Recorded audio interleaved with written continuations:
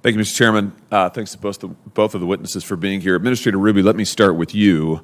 As you know, we're very proud in the state of Missouri of the work that's done at the Kansas City National Security Campus to support the nation's nuclear enterprise. I just wonder if you can give me an update on the NNSA's efforts to ensure that the Kansas City campus has the capacity it's going to need, the additional capacity it's going to need to meet production requirements in the coming years. Thank you, Senator Hawley. We're also very proud of the Kansas City National Security Campus. I'm pleased to report we're making good progress on expanding capacity and moving towards the purchase of facilities and land that could help us in the future make sure that we're right-sized at Kansas City. Good, very good. Secretary Granholm, today in the state of Missouri, the average price of gasoline today, as of this morning, is $4.10. Average price of diesel is $5.18.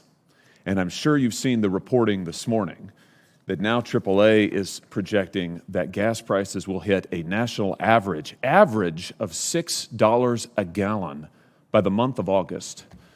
Is this acceptable to you? No, it is not. And you can thank the activity of Vladimir Putin for invading Ukraine and pulling essentially those barrels. With all due respect, Madam Secretary, that's utter nonsense. In January of 2021, the average gas price in my state was $2.07.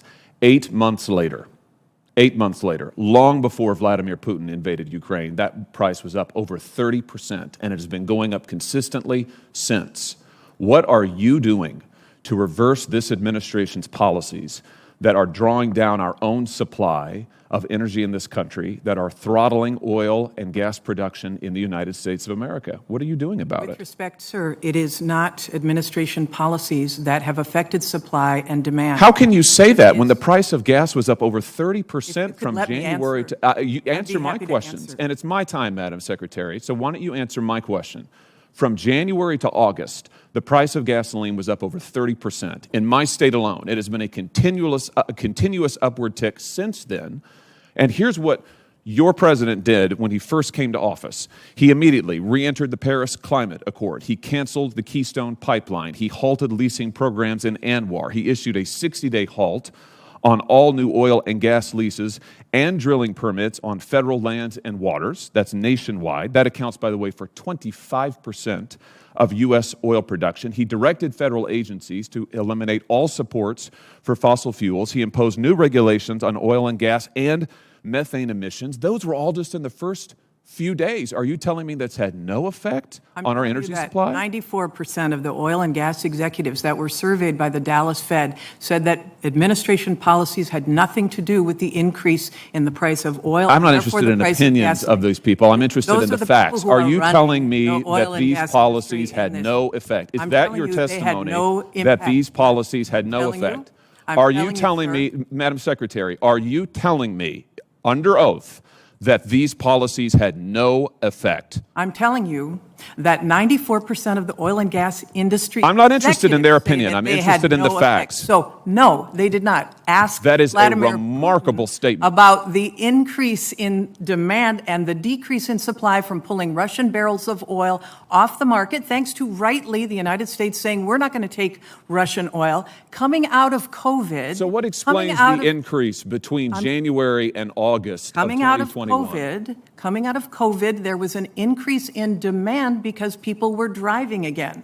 When there was no demand, the prices dropped. That is a basic law of economics. The prices dropped. I have to say, Madam Secretary, with all due respect, your answers are insulting. And they are insulting to the people of Missouri who are looking for action. Now, you said 2 months ago your department was on war footing. What are you doing to bring down the price of gasoline, which has been going up consistently since you took office? The price of gasoline is derived from the price of oil. The price of oil is at $110 a barrel. What are you doing to decrease it? On a global market, sir. If you could let me finish. If you would answer my question. I am answering your question, sir.